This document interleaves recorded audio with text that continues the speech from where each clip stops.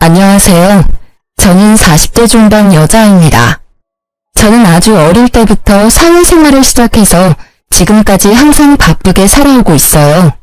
그러다 보니 항상 일을 할 때는 라디오를 켜두곤 했었는데 요즘은 이곳의 사연을 듣는 재미에 푹 빠져서 힘든 줄도 모르고 일을 하네요. 여러 가지 이야기를 듣다 보니 저도 얼마 전에 겪었던 일을 한번 여러분께 털어놓고 싶은 마음이 들었답니다. 그러려면 거의 20년 가까이 묻어두고 다시는 들춰보지 않으리라 다짐했던 이야기까지 여러분께 들려드려야 할 것 같네요. 한번 시작해 볼게요. 저는 3년 전부터 요양보호사로 일을 하고 있는데요. 최근에 다른 요양병원으로 추천을 받아서 옮기게 되었답니다. 정말 힘들지만 또 한편으론 보람도 있고 저의 노후를 생각해 볼 수 있어서 감사하는 마음으로 열심히 하려고 생각을 했죠. 일을 끝내고 퇴근을 하려고 병원 복도를 지나는데 휠체어를 탄 아저씨가 저를 뚫어지게 보며 제 쪽으로 점점 다가오더라고요. 무슨 일이 있나 싶어 도와드리려고 저도 다가갔는데 아저씨의 얼굴을 본 순간 자리에서 얼어붙고 말았답니다. 바로 제 전남편이었기 때문이에요. 정말 당신이 맞네. 하나님이 내 기도를 들어주셨나? 꼭 한 번은 당신을 만나고 싶다고 매일 기도를 했어. 전 남편은 무슨 이산가족 상봉이라도 하는 듯이 활짝 웃으며 제 쪽으로 팔을 뻗는 게 아니겠어요. 저는 너무 어이가 없어서 남편을 피해 뒷걸음질을 쳤죠. 사람 잘못 보신 것 같네요. 저는 얼른 이 자리를 피하고 싶어서 빠른 걸음으로 입구 쪽으로 걸어갔어요. 그때 전 남편이 저를 쫓아오려고 휠체어를 빨리 움직이다 그만 앞으로 고꾸라지고 말았죠. 주변에 사람이 아무도 없어서 결국 제가 가서 남편을 휠체어에 가 다시 앉혀야만 했어요.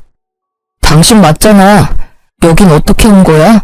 혹시 나 보려고 온 거야? 여보, 제발 내 얘기 좀 잠깐만 들어줘. 내가 다 잘못했어, 제발. 헤어진 게 10년은 훌쩍 넘었는데 여보라는 소리가 잘도 나오네. 역시 뻔뻔한 건 여전해? 할 말도 들을 말도 없으니까 저리 꺼져. 그렇게 전 남편을 두고 집으로 돌아와 한시름 놓을 수 있었지만 머릿속에서 내내 그 초췌하고 비참한 전 남편의 모습이 계속 생각이 나더라고요. 더불어서 그동안 전 남편 때문에 지옥같이 살았던 제 과거의 비참한 모습도 다시 떠올라 버렸죠. 이번 자리를 통해 다 털어놓고 이제 제발 모두 잊고 살고 싶은 마음이에요. 전 남편과의 악연이 시작된 건 20대 후반쯤이었어요. 저는 고등학교에 들어가자마자 단둘이 살던 아버지가 돌아가셔서 친척집을 전전하며 학업을 마쳐야만 했어요. 그때 서러워서 흘린 눈물을 합친다면 한강도 모자랄 거예요. 저는 돈을 벌어야겠다는 생각으로 고등학교 졸업하자마자 대기업의 생산직으로 들어가서 일을 하기 시작했죠. 참교대를 해서 밤낮이 바뀌고 몸이 너무 힘들었지만 그만큼 점점 늘어나는 월급을 보며 하루하루 버틸 수 있었답니다. 그렇게 8년 가까이 일을 하니 어느새 선임이 돼서 한결 여유로워지더라고요. 어느 날 같이 일하는 친한 언니가 말을 하더라고요. 내가 매주 롤러스케이트 동호회 나가는데 같이 가볼래? 넌 맨날 일만 하고 사니? 바람 좀 쐬고 남자도 좀 만나고 그래야지. 얼굴도 이쁜 게. 내 처지에 무슨 남자야. 난 열심히 동무해서 내 힘으로 아파트 살 때까지 남자 안 만날 거야. 그러지 말고 이번에 한강 가서 탈 건데 같이 가자. 너 한강도 한 번도 안 가봤지? 저는 그렇게 언니 손에 이끌려 처음으로 동호회를 가봤네요. 신입이라 그런지 많은 회원들이 저한테 관심을 가져서 좀 부끄러웠는데 그 중에서도 눈에 띄게 잘생긴 남자 한 분이 보이더라고요. 역시나 여러 명의 여자들에게 둘러싸여 있어서 인기가 참 많은가 보다 했죠. 그런데 어느새 그 남자가 제 옆으로 다가와서는 롤러스케이트가 서툰 저를 가르쳐주고 알려주더라고요. 그렇게 대화를 나누게 되었고 매주 동호회에 갈 때마다 그분과 둘이 산책을 하며 롤러스케이트를 타는 날들이 이어졌죠. 저희는 그렇게 동호회 내에서 공식 커플이 되었고 2년의 시간을 연인으로 지냈답니다. 저는 처음 하는 연애여서 그런지 모든 게 새롭기만 했고 남자친구에게 그야말로 푹 빠져서 지냈던 것 같아요. 어느 날 남자친구가 저에게 반지를 불쑥 내밀더라고요. 우리 결혼하자. 난 일찍 결혼해서 너 닮은 딸 낳고 안정적으로 살고 싶어. 자기, 내 사정 잘 알면서 그래? 자기는 서울에 있는 대학교도 나왔고 지금 회사도 꽤 좋은 곳이잖아. 자기 가족이 나를 받아들이겠어? 나도 너랑 크게 다르지 않아.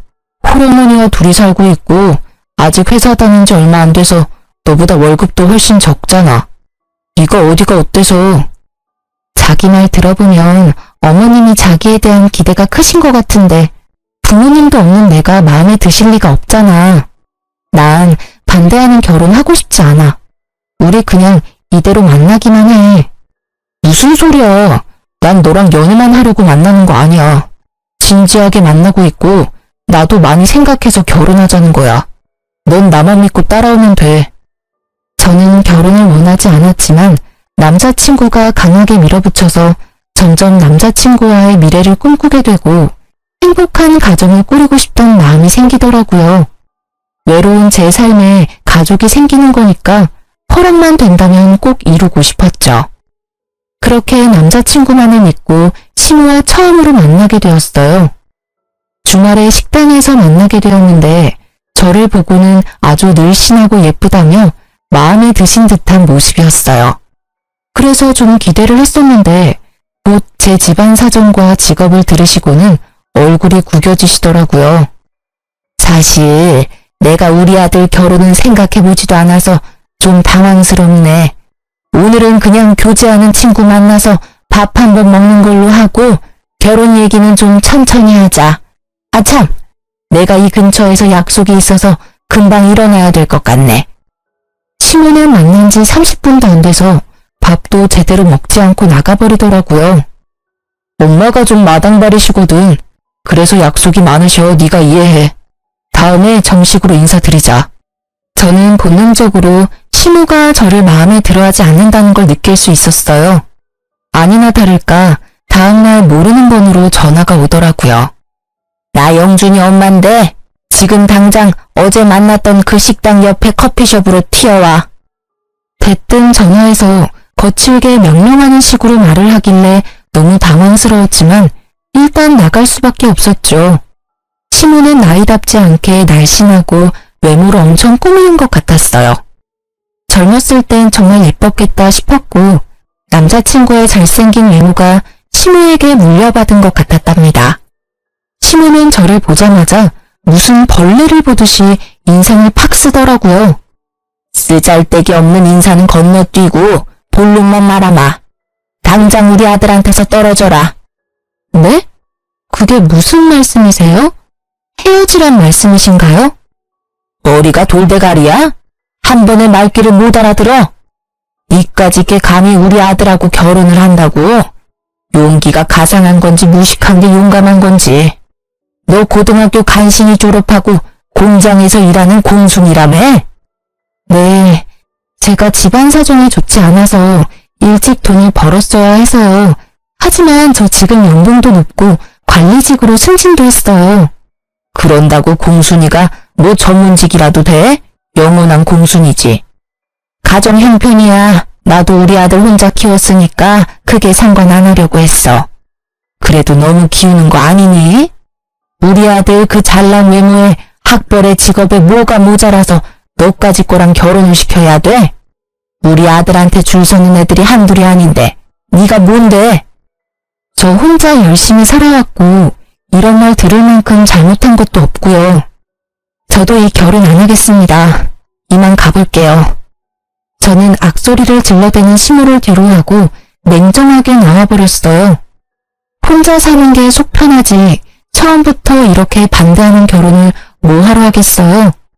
그리고 그 후로 남자친구의 연락도 받지 않고 남자친구가 찾아올까봐 공장 기숙사에서 잠시 지내기도 했죠. 그러자 남자친구는 같이 동호회에 나가는 언니의 도움을 받아서 저한테 계속 연락을 하고 기숙사로 몰래 들어오기까지 했답니다. 제가 무수하게 헤어지자고 밀어냈지만 남자친구는 제가 사는 집에 들어와서 같이 살기까지 했고 저도 사랑하는 사람을 더 이상 밀어낼 힘이 없었죠. 거기다가 남자친구가 밀어붙여서 얼떨결에 혼인신고까지 하러 가게 되었어요. 혼인신고를 했다는 걸 알게 된 시모가 저희 둘을 집으로 부르더라고요. 철없는 10대도 아니고 어떻게 혼인신고를 덜컥 할 수가 있어? 네가 제정신이니? 엄마가 그렇게 말도 안 되는 반대를 하는데 어떡해? 나는 이 사람이랑 같이 살 거니까 엄마가 양보해. 아유, 내가 너 때문에 환장한다. 어쩜 그렇게 다혈질이 네 아버지를 빼닮았니? 그래, 혼인신고까지 했다니 어쩌겠니? 대신 결혼식은 나중에 하고 일단 너는 이 집에 들어와서 살아라. 이 집에요? 셋이 살기엔 너무 좁은데 불편하지 않으시겠어요? 내가 불편할 게 뭐 있어? 네가 들어와서 하는 거 봐서 결혼식을 하든 나가서 둘이 살던 하게 할 거니까 들어와서 한번 지내봐. 네, 알겠어요. 제가 어머님께 잘할게요. 지켜봐 주세요. 저는 제가 남편에 비해 많이 기운다는 걸 잘 알고 있으니 시집살이를 해서라도 시모에게 인정을 받고 한 가족이 되고 싶은 마음이 컸어요. 그래서 바보처럼 그 좁은 집으로 들어가서 함께 살게 되었죠. 저는 3교대로 일을 해서 밤새 일을 하고 아침에 들어오는 날도 있었지만 힘든 내색하지 않고 매일 아침마다 따뜻한 밥과 국을 새로 해서 아침상을 차렸어요. 지금 생각하면 참 바보 같고 쓸데없는 짓이었지만 그때 당시에는 그렇게 매일 밥을 해서 남편을 먹이는 것도 행복했고 매일 하면 언젠간 시모도 저를 인정해 줄 거라는 희망이 있었던 것 같아요.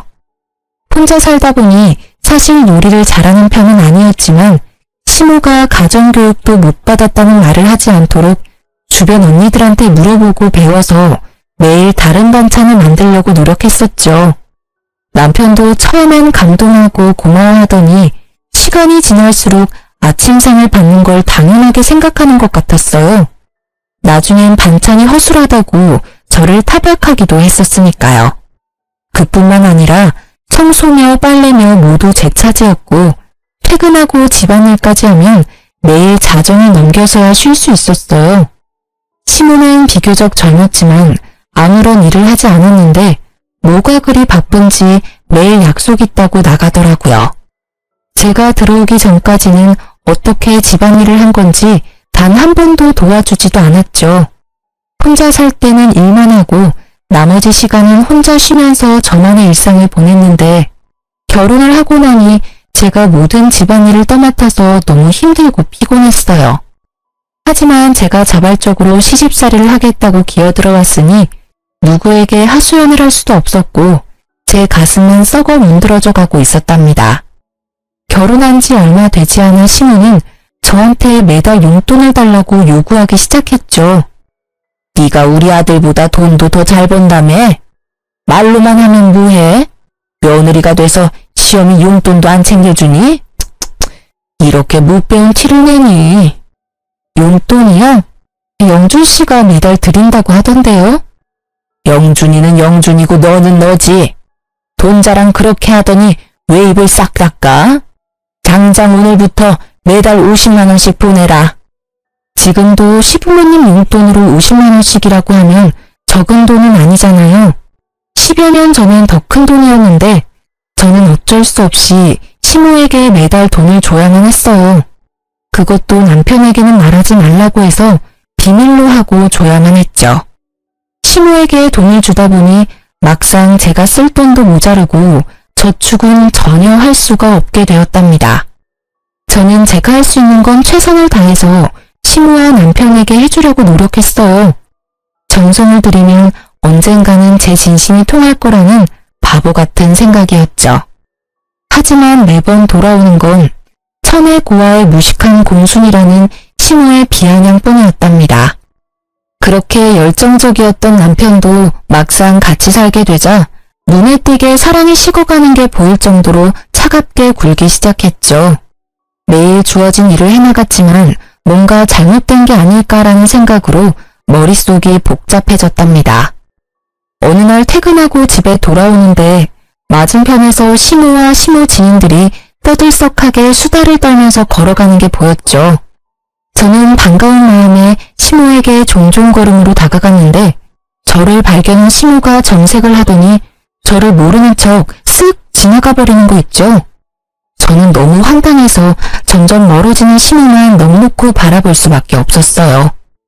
기운이 빠져서 힘없이 집에 들어오니 먼저 와 있던 시모가 저한테 물건을 막 던지며 소리를 지르는 게 아니겠어요? 너는 거기가 어디라고 감히 아는 척을 하려고 해? 너 때문에 얼마나 시겁했는지 알아? 그럼 어머님 봤는데 인사 안 하고 지나쳤으면 또 한 소리 하셨을 거 아니에요. 제가 어떻게 해야 되는데요? 이것 봐라. 아주 본색이 나오시네. 너같이 급 떨어지는 애가 며느리라고 동네방네 자랑이라도 하리?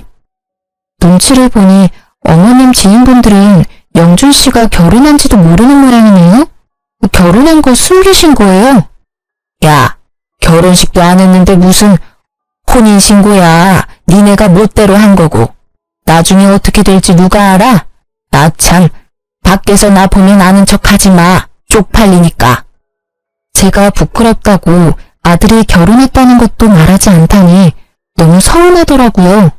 제가 무슨 숨겨놓은 여자도 아니고 나쁜 짓을 한 것도 아닌데 이렇게 당당하지 못하게 살아야 할 이유가 있나 싶었죠. 저녁에 남편에게 말하니 황당하게도 시모 편을 들더라고요. 결혼식을 해야 축의금도 받고 떳떳하게 밝힐 수가 있는 거지.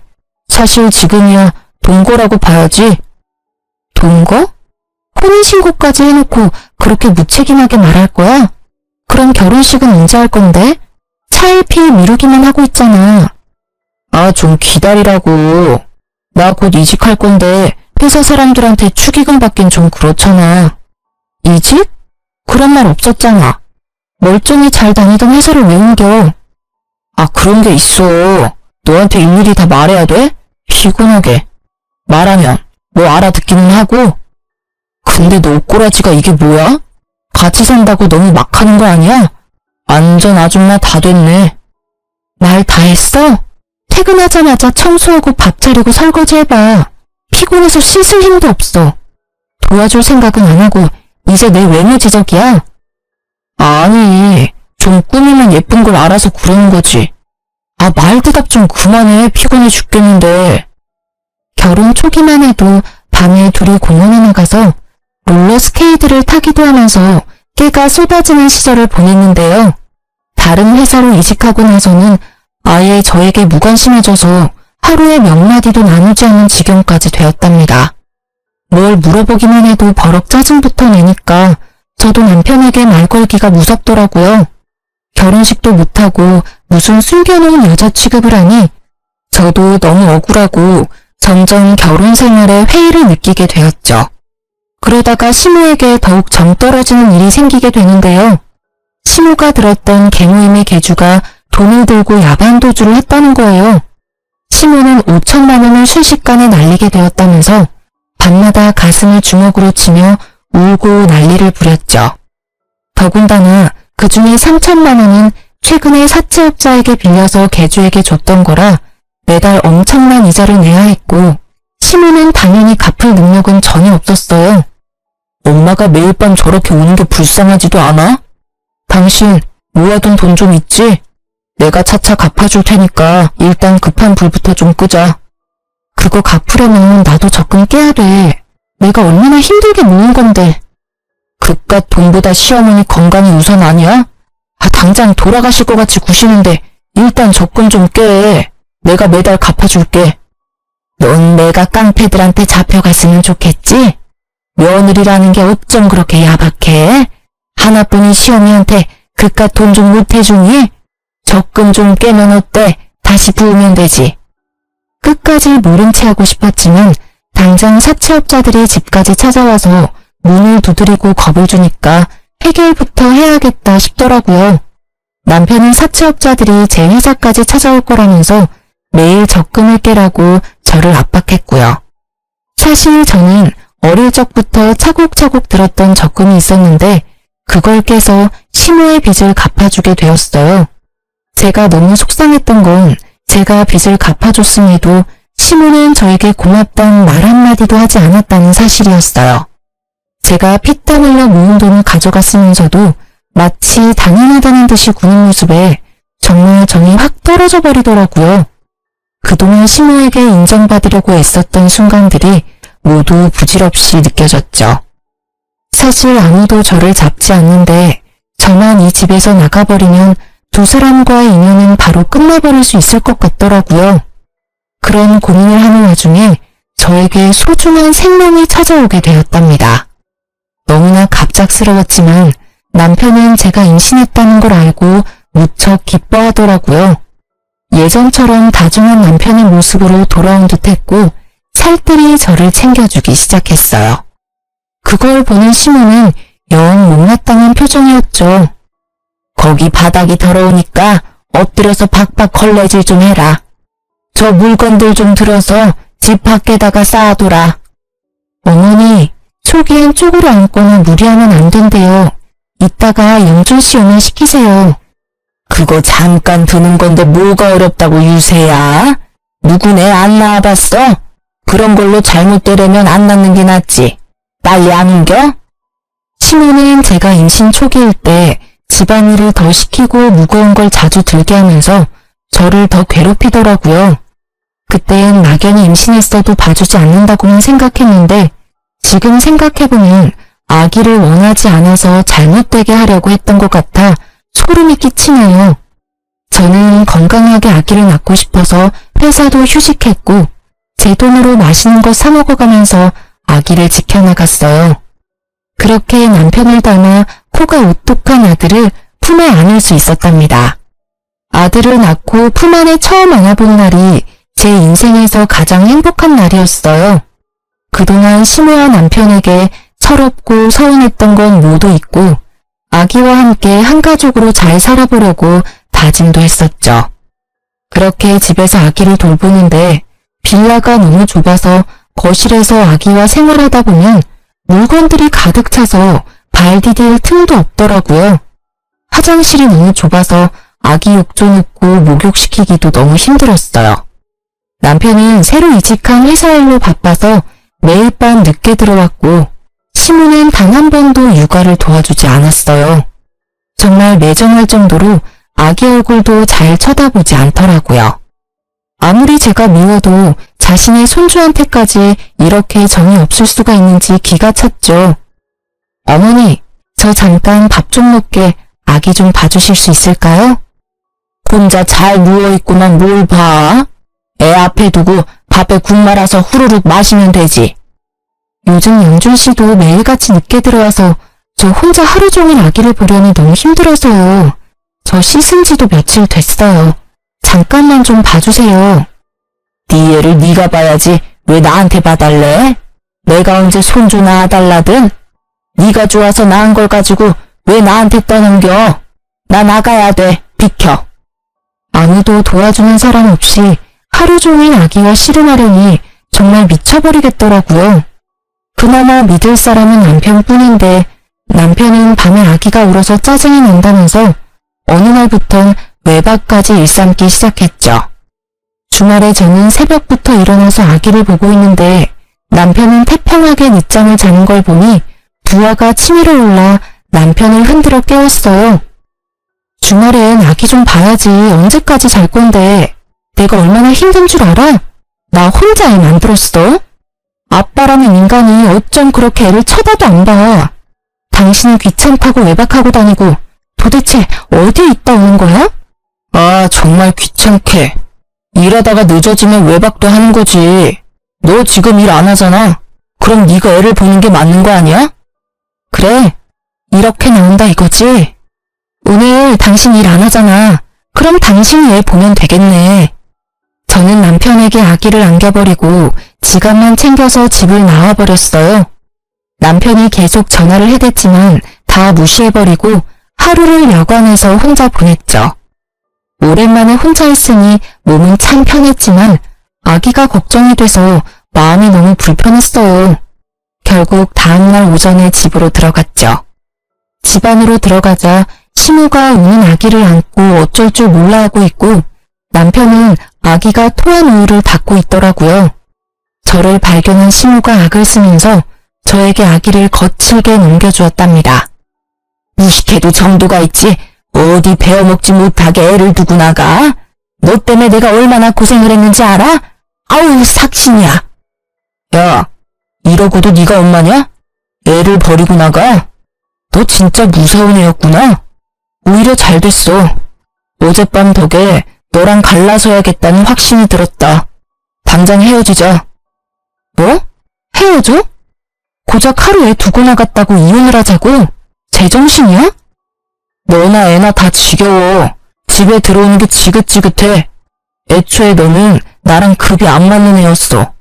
내가 뭐에 씌었었나 보다. 이제야 네가 제정신으로 돌아왔구나. 그러게 엄마가 계속 말했잖아. 쟤는 아니라고. 애까지나 구이게 뭐니? 저는 분노가 치밀어 올라서 주체가 안 되더라고요. 저는 남편의 뺨을 사정없이 세게 내리쳤어요. 지금 말 다 했어? 내가 지금까지 어떤 마음으로 견뎠는데 뭐? 급이 안 맞아? 네가 얼마나 대단한데 나한테 그딴 말을 해? 이게 미쳤나? 누굴 때려? 잔뜩 흥분한 남편이 신발장에 있던 롤러스케이트를 저한테 던졌어요. 단단한 바퀴가 제 머리를 강타했고 저는 비명을 지르며 손으로 머리를 감쌌죠. 그때 손에서 축축한 느낌이 들어서 손을 보니 피가 잔뜩 묻어나왔어요. 찢어진 이마가 아픈 것보다 남편과 저를 이어주었던 롤러스케이트에 얻어맞은 제 모습에 가슴이 무너져 내리더라고요. 시모는 벌써 나가버려서 자취를 감췄고 남편은 제 피에 놀랐는지 주춤대다가 그대로 현관문을 열고 나가버렸답니다. 아기는 얼굴이 벌개져서 악을 쓰며 울고 저는 피를 철철 흘리며 남편이 나간 현관문을 뚫어지게 노려보았어요. 저는 충격과 배신감으로 한참 움직이지 못하고 있다가 아기 울음에 정신을 차려서 일단 손을 씻고 아기를 달래기 시작했죠. 이마에서는 계속 피가 흘러내리고 있었고 아기가 조용해진 뒤에야 저는 혼자서 지혈을 해서 간신히 피를 멈출 수 있었답니다. 그렇게 며칠이 지났고 시모도 남편도 집에 들어오지 않더라고요. 저는 혼자 미친 사람처럼 서럽게 울면서도 아기를 돌봐야 했고 너무 힘들어서 결국 친한 언니에게 연락을 했답니다. 언니는 한 걸음에 집으로 달려와 주었어요. 세상에, 이게 무슨 일이야? 너 얼굴이 왜 이러니? 나한테 연락을 했어야지. 아니, 그 나쁜 자식이 밖에선 그렇게 착한 척을 하면서 널 이렇게 만들었단 말이야? 언니, 나 아직 병원에도 못 가봐서 병원 좀 갔다가 남편 좀 만나고 올게. 그동안 우리 애기 좀 봐줄 수 있어?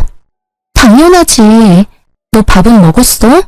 세상에, 피죽도 못 얻어먹은 것처럼 삐쩍 말라서는. 이런 몸으로 애기한테 계속 젖을 준 거야? 이 미련한 거사. 언니는 냉장고에 있던 재료로 죽을 만들어서 억지로 저에게 먹였죠. 저는 언니 덕에 병원에 가서 찢어진 이마 치료를 받고 남편의 회사로 찾아갔답니다. 제가 건물 앞에 도착했을 때 마치 짠 것처럼 남편이 그 앞에서 고급 승용차에서 내리더라고요. 남편이 문을 열어주자 고급 투피스를 빼입은 여자가 미소를 지으며 내렸어요.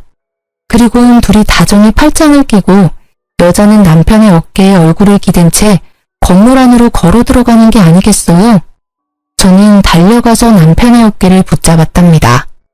뒤돌아본 남편이 저를 보고는 화들짝 놀라며 여자를 살짝 밀쳐내더라고요. 당신이 여긴 어떻게 알고 왔어? 네 눈엔 내가 바보 천치로 보여? 내가 네 회사 주소도 모르고 있었을까봐. 아, 이 여자가 와이프? 얘기 듣던 대로네. 여자가 저를 머리부터 발끝까지 훑어보더니 비웃음 짓는 게 아니겠어요. 저는 분노와 수치심이 밀려와서 몸이 부들부들 떨려왔답니다. 이 여자는 뭐야? 너 바람펴? 그래서 이혼하자는 거였어? 이 인간 말종 같은 자식아. 남의 회사 앞에서 소란 피우지 말고 진정 좀 해요. 이러니까 급 떨어진다는 소리나 듣지. 그래요. 우리 사랑하는 사이니까 그쪽이 양보 좀 해서 이혼 좀 해줘요.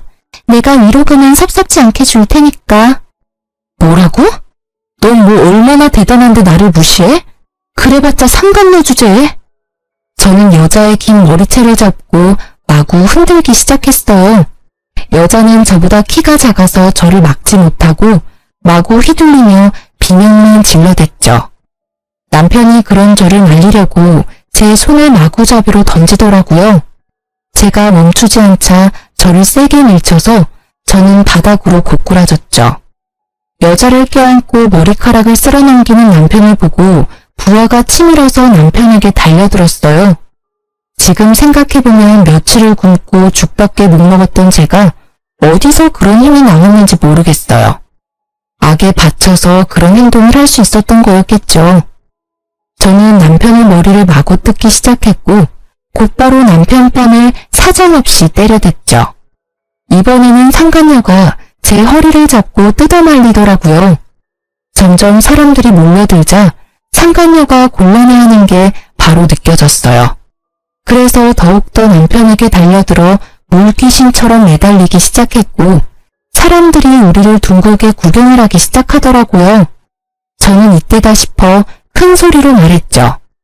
남의 남편이랑 바람을 폈으면 싹싹 빌어도 모자랄 판에 돈 줄 테니까 이혼하라고. 그래, 어디 한번 얼마를 줄지 기대하고 있을 테니까 보따리로 한번 싸갖고 와봐. 상간녀 주제에 고상한 척 잘난 척 하지 말고. 저는 긴 머리로 얼굴을 필사적으로 가리는 상간녀를 팍 밀치고 건물을 나왔죠. 집으로 돌아오는 내내 눈물이 주체할 수 없이 흐르더라고요. 아기 때문에 화가 나서 이혼이란 말이 튀어나왔을 거라고 생각했는데 남편에게 다른 여자가 생겼다니 믿어지지가 않더라고요.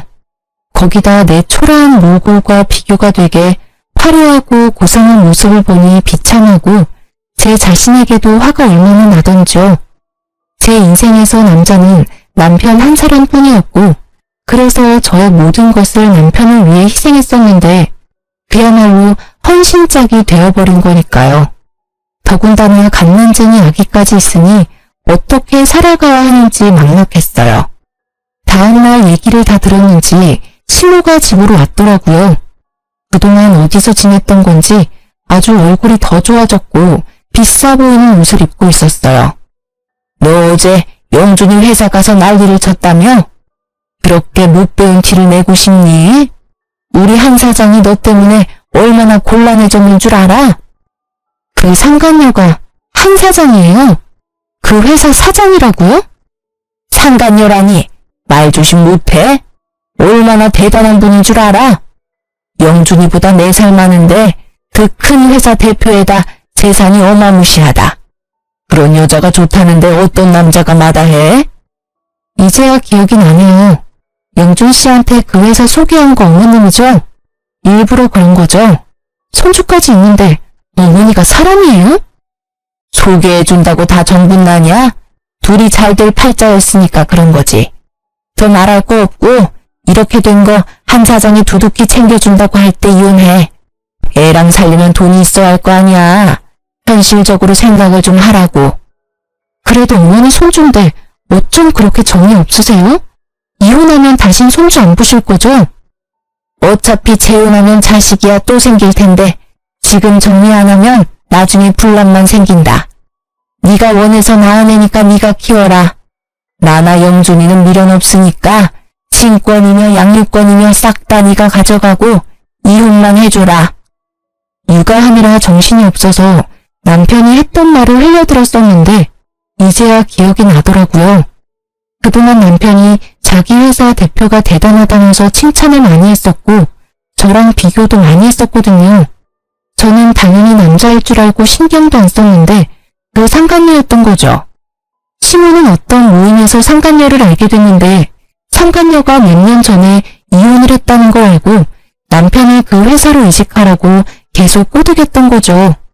시모의 소원대로 얼굴이 반반한 남편에게 상간녀가 관심을 갖게 됐고 결국 넘지 말아야 할 선까지 넘어버리게 된 것이었고요. 시모는 이 집을 나가서 상간녀가 마련해준 아파트에서 호의호식을 하며 지내고 있었던 거죠. 그러니 제가 얼마나 눈의 가시처럼 여겨졌을까요? 제가 순순히 이혼 안 하면 어쩔 건데요? 돈에 눈이 돌아서 아주 쥐도새도 모르게 어떻게 해버릴 것 같네요. 내가 누구 좋으라고 이혼을 해요? 이혼 안 하면 마음 떠난 남편 붙들고 내 구박받으면서 계속 이렇게 살 거야? 애를 생각해서라도 잘 생각해라. 한 사장 마음 바뀌기 전에. 이번에는 급에 맞는 며느리 얻으셔서 아주 좋으시겠네요. 대단한 며느리 모시고 어디 한번 잘 살아보세요. 어머님이 제 눈에서 피눈물 나게 했으니까 어머니도 언젠가 피눈물 흘리면서 후회할 날이 올 거예요. 내가 눈 똑똑히 뜨고 지켜볼 거고요. 저는 그 길로 아기를 데리고 그 집을 나와버렸답니다. 신우 말대로 이미 끝난 인연을 아기 때문에 미련하게 붙잡고 있기도 싫었고 남편이나 신우 얼굴도 다시는 보고 싶지 않을 만큼 끔찍했거든요. 합의 이혼하고 확정이 된 날에 참 어이가 없는 게 셋이 살던 그 좁은 빌라 명의도 제 이름으로 바꿔주고 상간녀가 바로 1억을 입금해주더라고요. 돈을 막 써도 될 만큼 많아서 그런 건지 아님 그만큼 남편에게 빠져서 그런 건지는 몰라도 저는 20년을 벌어도 못 모을 돈을 한 번에 보내주니 참 기가 막혔답니다. 너무 원통하고 분하고 제 지난 시간이 후회되었지만 아기와 살 길이 막막했기에 그 돈을 받을 수밖에 없었어요. 저는 셋이 살던 그 빌라가 치 떨리게 싫어서 바로 팔아버리고 그 돈과 1억을 합쳐서 서울의 아파트를 구입해서 아기와 둘이 살아가게 되었답니다. 혼자의 몸으로 갓난아기를 키우며 사는 건 정말 고통스러울 정도로 힘들었죠. 저는 잠깐씩만 일할 수 있는 식당 아르바이트를 해서 돈을 벌다가 아기가 유치원에 다닐 수 있게 되자 좀 숨통이 튀어 작은 건설 회사의 격리로 일을 하기 시작했어요. 사무직 경력이 없던 저는 야근까지 해가면서 열심히 일을 배워서 6개월이 지나서부터는 사장님의 인정도 받게 되었고 5년 동안 그곳에서 일을 했죠. 그리고 거래처 직원이었던 지금의 남편과 안면을 트고 점점 친해지게 되었는데요. 몇 번의 데이트를 하고는 저한테 프로포즈를 하더라고요. 우리가 만난 지는 얼마 안 됐지만 사실 전 오랫동안 지켜보고 있었어요. 우리 처지가 같은데 같이 살아봅시다. 내가 원희 씨 노후 남부럽지 않게 책임질게요. 너무 이른감이 있다고 생각했지만 지금 남편은 사별을 해서 아들 한 명을 키우며 살고 있어 처지가 비슷해서 더욱 정이 갔답니다.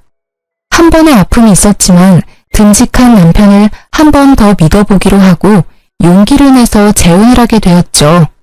지금은 두 아들과 남편과 함께 행복한 가정을 이루어 살고 있답니다. 내 가족을 만들고 싶다는 저의 바람이 드디어 이루어진 것이죠.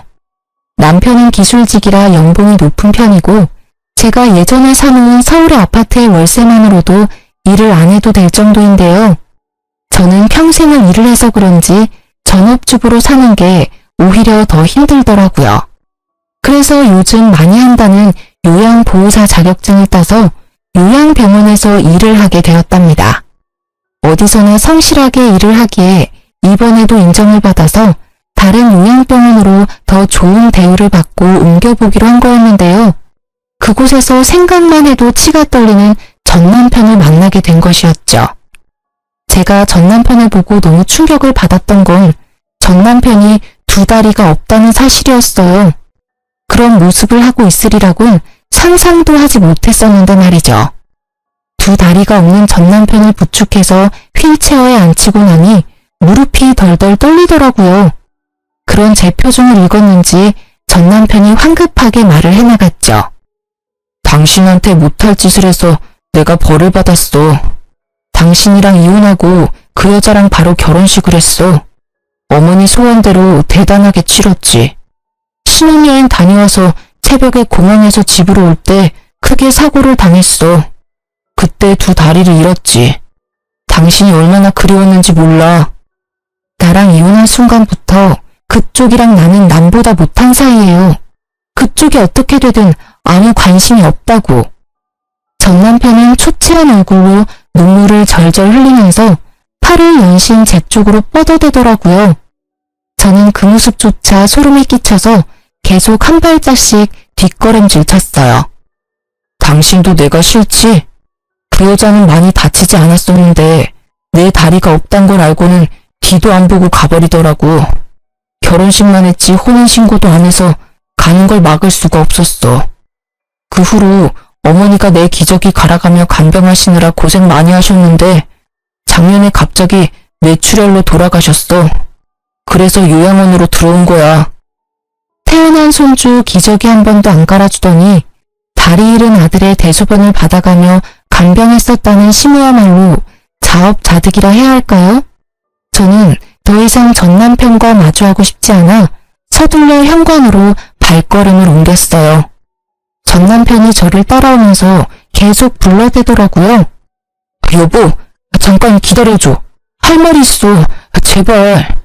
우리 아들은 지금 어디 있어? 내가 매일 우리 아들 생각하면 울다 잠들어. 우리 아들 얼굴 한번 볼 수 있을까? 내 소원이야. 내가 왜 그쪽 소원을 들어줘야 돼? 그리고 당신이 나랑 아기를 버린 이후로 당신 아들은 이 세상에 없는 거야. 다시는 우리 아들이란 말 짓거리지 마. 매일 당신이랑 우리 아들만 생각하며 살았어. 언젠가 다시 만날 수만 있다면 당신에게 벌인 짓을 용서를 빌고 싶었어. 여보, 미안해. 제발 용서해줘. 다시 날 받아줄 순 없을까? 용서 좋아하네. 다리까지 잃었으면 사람이 될 만도 한데 예전이나 지금이나 어쩌면 그렇게 이기적이야? 내가 아직도 너만 바라보고 사는 등신인 줄 알아? 난 진작에 재혼해서 지금 남편이랑 행복하게 살고 있어. 넌 평생 네가 만든 지옥에 갇혀서 잘 살아봐. 저는 전 남편에게 차갑게 쏘아붙이고 병원 문을 나섰어요. 이참에 병원도 그만두고 좀 쉬어야겠다고 마음을 먹었죠. 병원 밖 주차장에서 지금의 남편과 학교를 마친 아들들이 웃으며 손을 흔들고 있더라고요. 저는 혹시나 전 남편이 볼까 무서워 병원 쪽을 뒤돌아봤는데 아니나 다를까 저를 찾으려고 전 남편이 휠체어를 끌고 밖으로 나오더라고요. 저는 승용차 쪽으로 달려가서 얼른 아들을 차에 타게 하고 급하게 차를 출발시켰답니다. 영문을 모르고 급하게 운전하는 남편과 무슨 일 있냐고 묻는 아들들의 물음에 차마 대답할 수가 없더라고요. 그렇게 헤어지고 마지막으로 전 남편을 마주쳤고 그 후로는 보지 못했죠. 어릴 때부터 외로운 인생을 살았던 제가 갓난아기와 함께 버려져서 또다시 혼자 이 세상의 풍파를 겪어내야 했을 때 정말 이 세상에 대한 끈을 놓아버리고 싶었던 적이 한두 번이 아니었는데요. 그 아픔을 다 견딜 수 있었던 건 저의 하나뿐인 아들 덕이었죠. 시모와 전 남편의 처참한 말로를 보니 역시 사람이 죄를 지으면 안 된다는 걸 다시 한번 느끼게 되네요. 그리고 그동안 저의 아픔도 어느 정도 보상을 받은 기분이 들어요.